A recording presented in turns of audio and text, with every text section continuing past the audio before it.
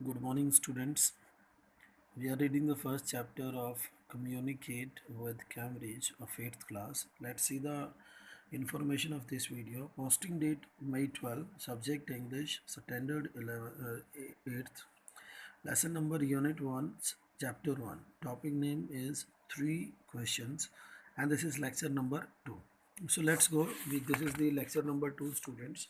So, as we read in the first lecture, that the king was thinking of three questions, right? So he called some people to answer his three questions, and very learned men, people means educated people, came to answer the questions of the king. In reply to the first question, some said that to know the right time for every action, one must draw up in advance a table of days, months, and years, and must live strictly according to it. Now you see, उनके first question के reply में कुछ ने क्या कहा, some said that to know the right time, सही समय जानने के लिए, फॉर एवरी एक्शन, किसी भी काम को करने का, वन मस्ट ड्रॉ आप इन एडवांस, कि हमें पहले ही अपने प्लान को ड्रॉ कर लेना चाहिए, नोट डाउन कर लेना चाहिए, लिख लेना चाहिए। अ टेबल ऑफ डेज, दिनों के बारे में एक टेबल बना लेनी चाहिए कि हम ये काम करने वाले हैं, मंथ्स, महीनों की, एंड ईयर्स, और साल की भी, and must live strictly according to it, और हमें जो है स्ट्रिक्टली, बिल्कुल एकदम स्ट्रिक्ट तरीके से उसके साथ जीना चाहिए, चलना चाहिए, अकॉर्डिंग टू इट, जो टेबल वो बनाने के लिए बोल रहे हैं। Others declared that it was impossible to decide, और जो दूसरे थे, कुछ ने क्या कहा कि बेटा इम्पॉसिबल है to decide beforehand the right time for every action, किसी भी काम को करने के राइट समय को डिसाइड करना पहले, दैट्स इम्पॉसिबल, बहुत ही ज़्यादा असंभव है ये, वो कहते हैं। कुछ ने ये कहा, but that not letting oneself be absorbed in idle pastime. Absorbed means like the one is talking about, like one should not be engaged or like busy or occupied.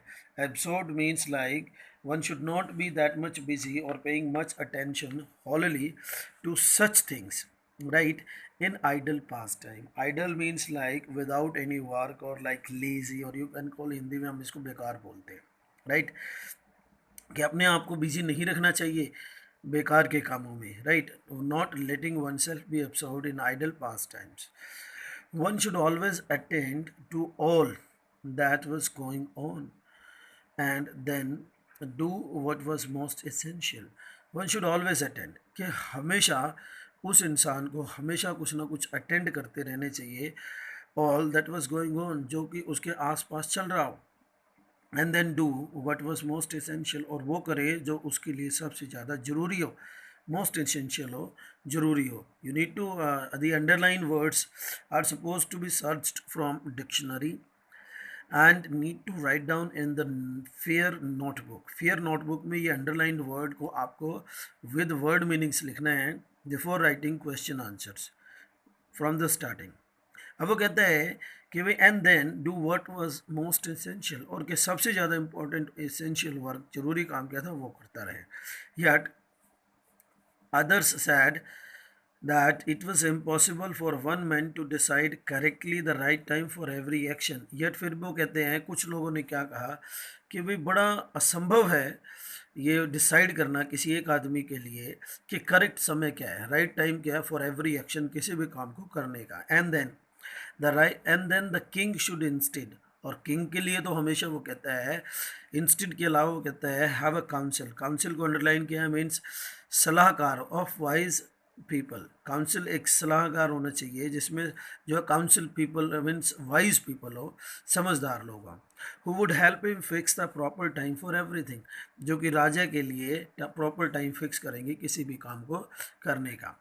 Equally worried were the answers to the second question, और जो second question का answer था वो भी same, equally means उसी की तरह, varied different थे, निकल कर सामने आए। Some said the people whom the king needed the most, कि वो लोग जो राजा को सबसे ज़्यादा ज़रूरी है, राजा के लिए ज़रूरी है, उनको जो है पहले लेके आए, जैसे वर हिज काउंसलर्स, सलाहकार जो होते हैं, काउंसलर।